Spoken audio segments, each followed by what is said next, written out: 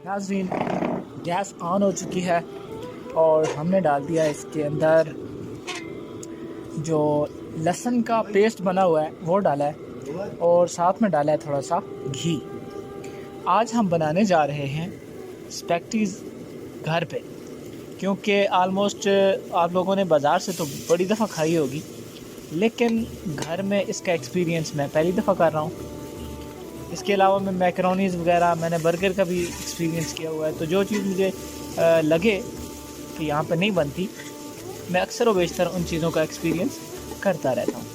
सो आपको दिखाते हैं स्पैगेटी कैसे तैयार करते हैं। बिल्कुल मुख्तसर सा आपने डालना है इसमें लहसुन, क्योंकि बहुत ज़्यादा हो जाए